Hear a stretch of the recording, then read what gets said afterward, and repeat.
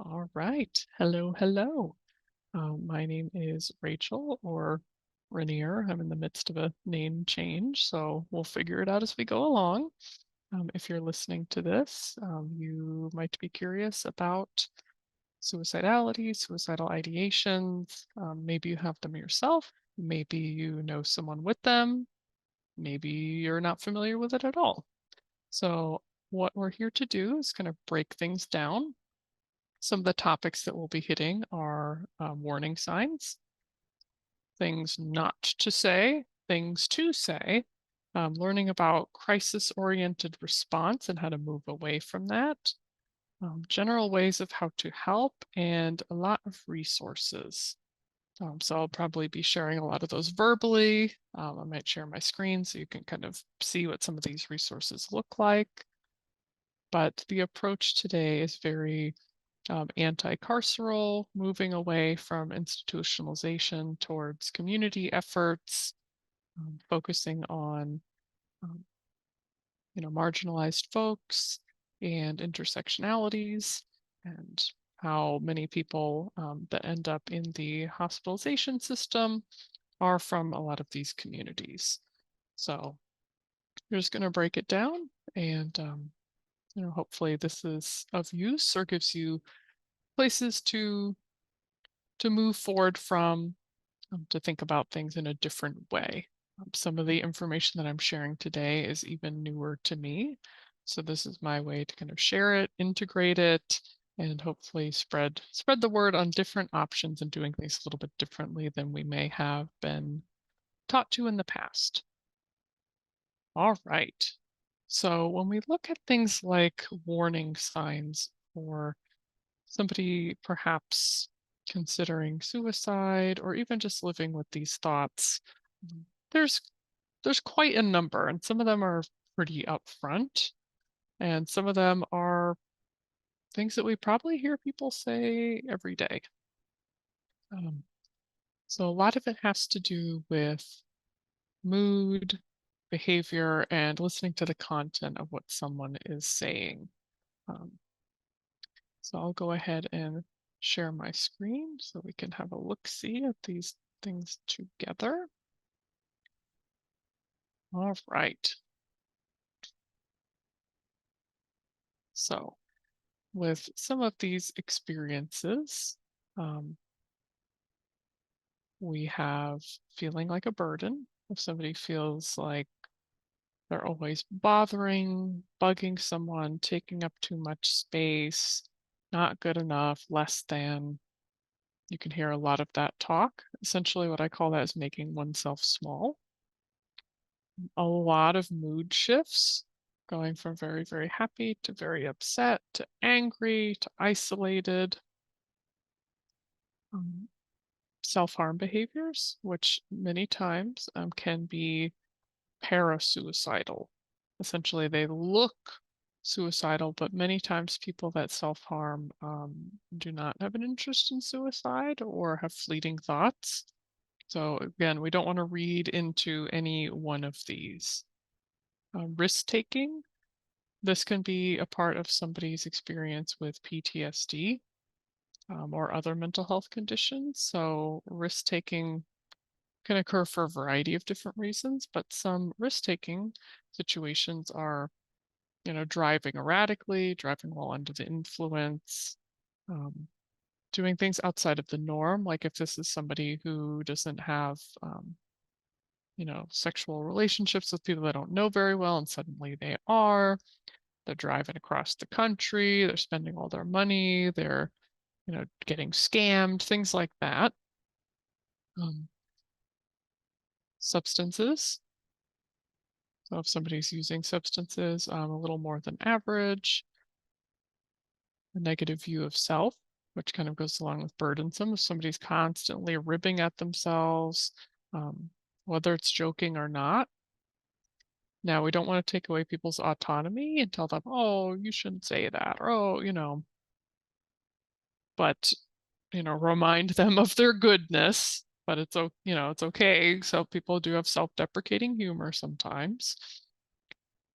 Now, the ones that are a little more curious and are worth being aware of. Again, this does not mean that because if somebody checks off all these boxes that we start taking actions on someone's behalf. We'll get to ways to intervene and such. Isolation, if somebody just kind of drops off the radar. These are moments where coming towards somebody, checking in, making sure that somebody feels seen, heard, valued, and important, because many times people kind of come out of the public eye, so to say, if they feel burdensome. If there's suicidal threats, now we don't really have a great definition of what suicidal threats are. It varies person by person. I've heard some mental health professionals say that somebody's saying, I wish I could be with my grandma, somebody who died, just days ago, is a suicidal threat, whereas I wouldn't take it that way. I would just say, yeah, this person is grieving and they can't understand that that person is truly gone. The brain hasn't processed it and they want to be with them. And maybe they've lost a lot of footing in their life and that was their support person.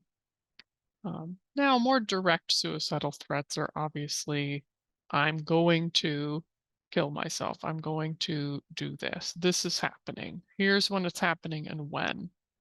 Those are worth keeping a much stronger eye on because those are related to time, place, person, and may even involve the means.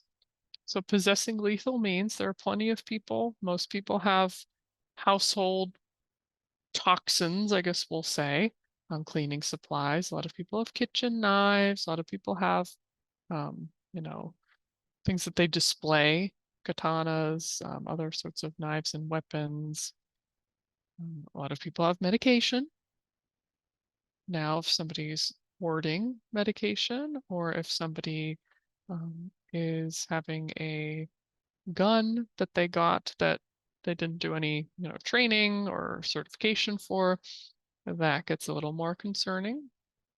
Whenever a firearm is involved, that is the most lethal of means because it is very hard to come back from it. So that's very much worth keeping an eye on. Talking about death, that one, I encourage people to be really wise about that. And we'll get into how our responses impact quite a lot of things, which is why I don't encourage just taking action if you see a couple of things. Oh my gosh, I must intervene, because that has more to do with us than with the other person. If somebody's talking about death, there could be many reasons why that's happening. They've lost someone recently, they're curious about it, they have a health condition, they're thinking about mortality, they're aging, they're changing, they met a milestone birthday. So take it in context or find the context. Now, the other two on here that are quite a bit more concerning are the giving things away and the funeral arrangements. Funeral arrangements most often have to do with somebody just trying to process their mortality. Maybe they are feeling suicidal.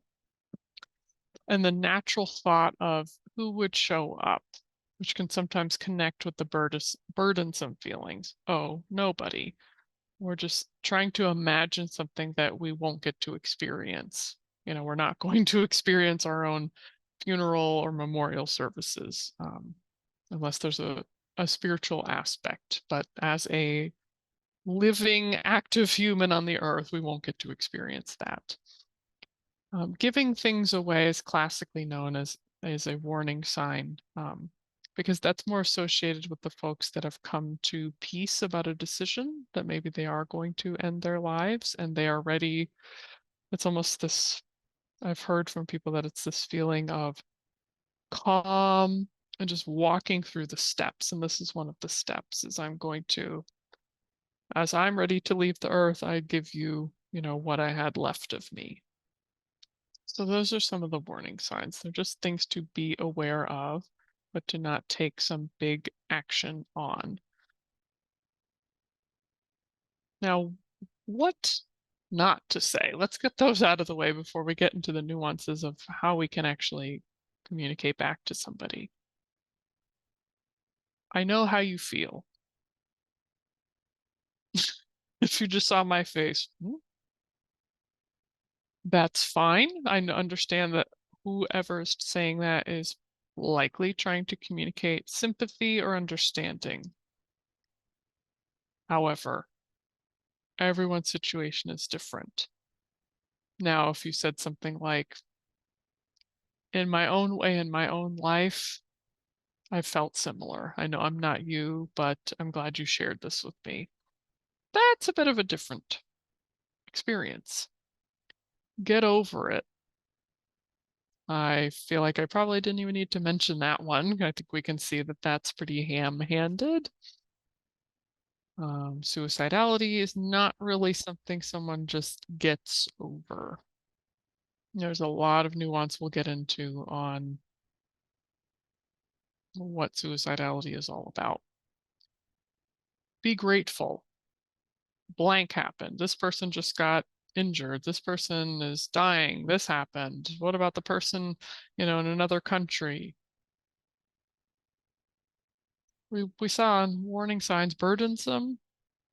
That's going to make someone feel more burdensome. And I always tell my clients, like, who is this one person that can cross their arms and claim all of the pain in the world? And are they having fun with that? I don't think so. Now, this might sound a little controversial, but most people that live with suicidal thoughts don't really want to hear anything that could invoke guilt. There's a difference between, my life is so much better with you in it. I really love your presence and I hear you, versus please don't die. Now, if you're hearing this, you might be like, well, why wouldn't I say that? I don't want them to die. Of course you don't want them to die. But when we're begging with somebody, who is the focus? Ding, ding, ding, it's us. I'll miss you. I guess I'm not important enough to live for. Who is that about? You, you, you. That typically is going to complicate the person's emotions. And maybe they will realize, I don't know if this person's safe to talk to because they're in their feelings. This is not somebody sitting with me and witnessing my pain. This is somebody sitting with me and witnessing their own pain.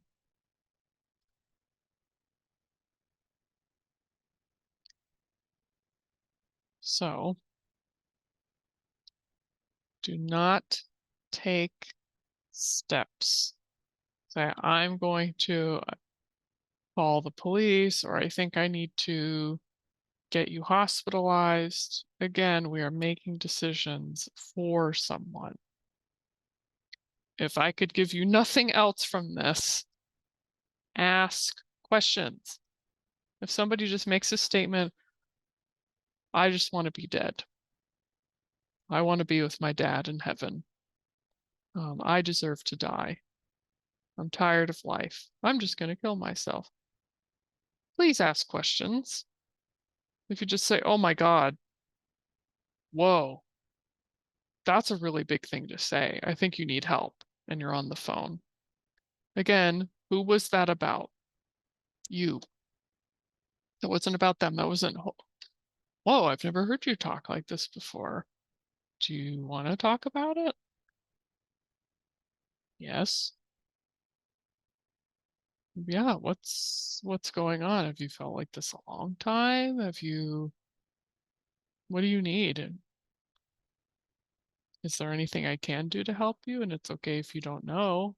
Are you okay if I try? Right. Also asking questions about what do they really mean by that?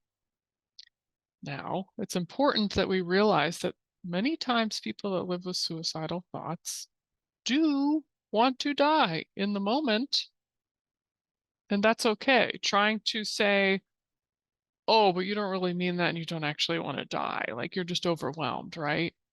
Many times that is the case for people. Some people are like, yeah, this is my way of communicating and coping. And I'm saying this is a coping statement.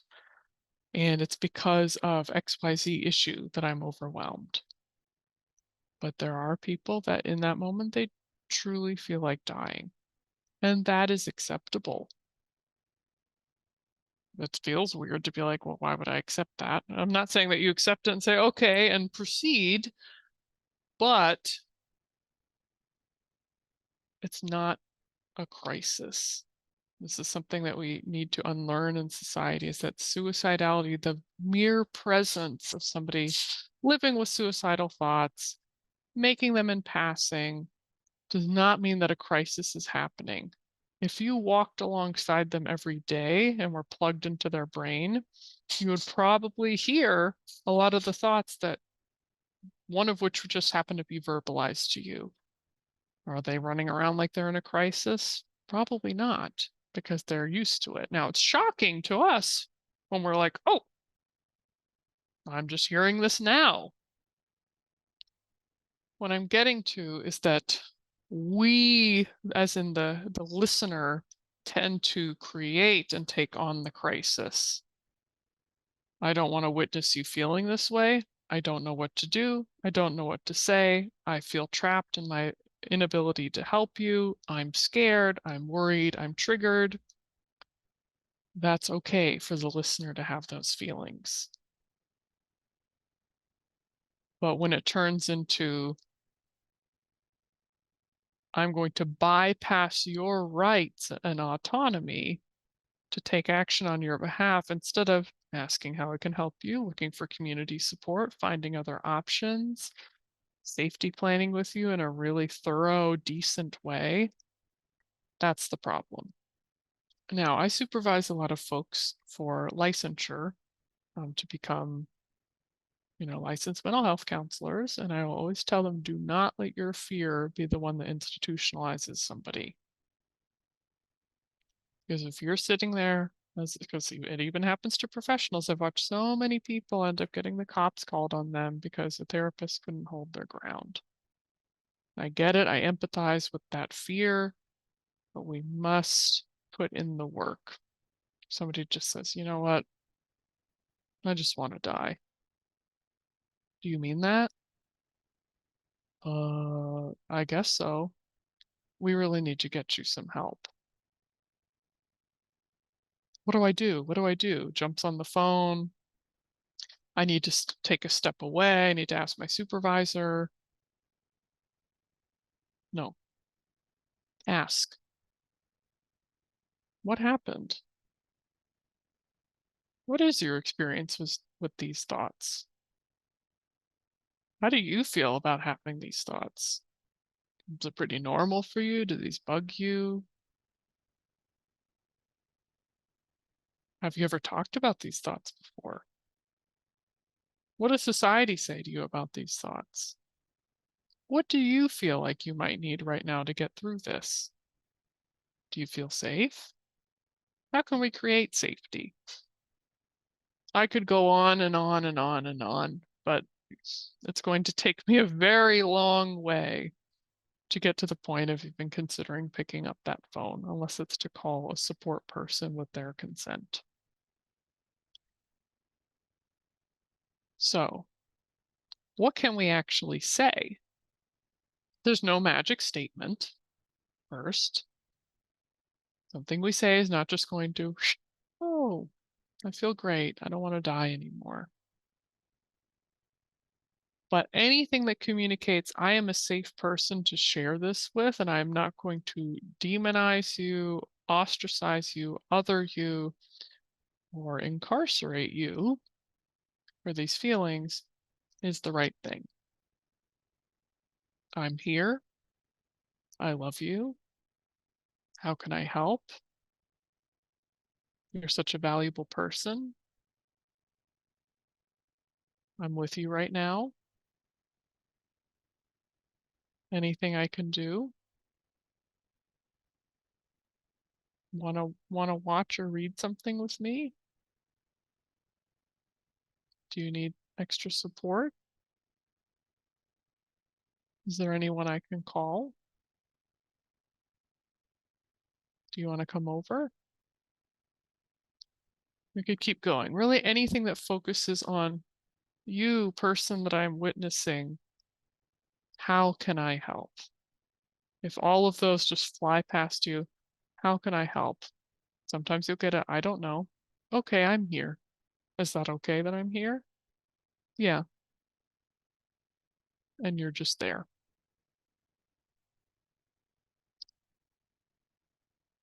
Now, a lot of times the things that are triggered when people speak to us and make these statements is hopelessness and helplessness. These tend to invoke a fear response and tend to get into a bit of a fight, typically a fight or flight as more than a freeze, which is why I can't tell you how many times I've heard a kid just be frustrated with, say, chores. This is an example of someone who doesn't actually desire to die. You know, a kid that's like, I'm just going to kill myself. And immediately a parent or a provider calls the police. The child is handcuffed and now is away from their family, friends, has no idea what's going on, potentially feels betrayed, potentially is put on medications that they didn't agree to be put on, all based on perception. Yeah, why did the kids say that? Is that how kids talk at school? Are they overwhelmed? Have they heard a parent or guardian speak like that as a way to cope? What content are they watching? What kind of stress are they dealing with? You must ask. You know, there's people who really want to die, and we can ride that wave out with them. Can I stay with you? And we'll see if the feeling passes. Let's try to get through the next 60 seconds together.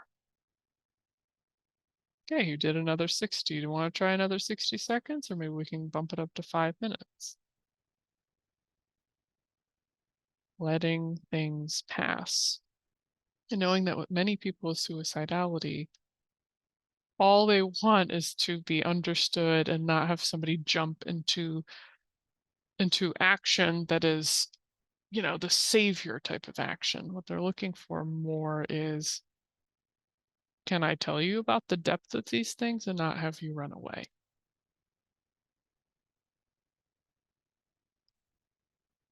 Now, we must always consult with somebody. Yes, there are times in the world where somebody says, please help me get to a hospital. I do need to be somewhere else. I don't have anywhere to go here. You can tell them the risk and benefits and assist them if so. But many times you'll find there are some things out there. We just have to look. This could be a friend's house, a family member's house, going to someone, going with to an Airbnb somewhere if nobody has, you know, private space. This could be bringing someone to a park, shifting their surroundings. I've even seen communities where basically the person is surrounded by care by a different person every day of the week, you know, as different people work through their work shifts and have different availabilities. But there's always somebody to be around that person, to cook with them, to read with them, to do their favorite activities with them. Not as a watch, as in I'm keeping a big eye on you, but as in you are cared for. We're going to weather this out together. So with the time that we have left, let's go through some resources. There's some really good ones out there, albeit I'm United States based, and I am probably not going to have all the things that you might have in your country or state. I'm also Southeast United States based. So what I offer, you can look for similar. Some key words here: peer respite. So peer respite tends to be Some of the cities that Pure Respites are in are typically, I believe, Boston, Minneapolis, Orlando is building one. I am fuzzy, but I bet there's some out in the Pacific Northwest. So what Pure Respite is, I'm going to go ahead and show you what is going on with a place that I love dearly. I'm going to go ahead and bring up. All right. So I'll show this to you so you can know about something like this. So this is Orlando base. This is something being built. This is an overnight Pure Respite service. So it is a voluntary home-like non-medical space where people can take a break, a similar lived experience. There's activities, wellness tools, accessible. So right here, filling the gap between inpatient and outpatient services, the respite will be an opportunity to get away before reaching a point of crisis or a stopping point after crisis before going back home, focusing on preventative care and sustainable wellness. You can stay for free overnight for up to 7 nights per month. It is an alternative to hospitalization. So peer respites exist and prosper in other states. So that is a key word. It's a place where you're not going to be essentially held potentially against your will, handcuffed, deal with medications, perhaps be woken up. All the carceral looks of a space like that, as you see here, grippy socks, metal mirrors, plastic forks, questioning glances, fluorescent lights, yellow legal pads. So looking up Pure Respite, there's also a place in Florida called the Resilient Retreat, albeit that is something that takes a little more planning, and there are other options out there. Peer support. Now, peer support space, as I just shown you, they're working on their respite. That's a place that does online drop-in support and also scheduled support and one-on-one. So if you're looking up peer support online, peer support near me, peer support state, country, one of my absolute favorites, they are an icon in the peer support world, is the Kiva Centers. They are Boston based, which Boston is very huge on peer support. And I'll just give you a little taste. But today's Thursday. What's on the docket? We've got Qigong that happened right now, breaking cycles, got power of positivity, boundaries, apoyo entre pares. We have peer support line. Let's click Wednesday. What happened yesterday? Hearing voices, alternate realities, dual recovery, coping with anger, chronic illness. Let's click Friday. We've got our BIPOC group. Thank goodness it's Friday, living with suicide. So much. So looking up peer support resources is always a great idea. Now, if you're not familiar with the Phoenix is based, it's recovery based. So the essential price of admission to some of these groups, which are in person or online, are 48 hours of non-use of your substance of choice. They're in all pathways to recovery. Now this is more preventative, but this essentially what I'm trying to share is that these resources can help pad some of the isolation. Just knowing that you're amongst people, there are live people talking, chatting, experiencing things similar is life-saving. Instead of just feeling like I'm in my home, time is passing, that's it. When you know that you can access a community that is live and with you and has options, that is an amazing thing. Now, one of the last points that I want to make, as you may not be able to see my shirt, I wore it for a reason today.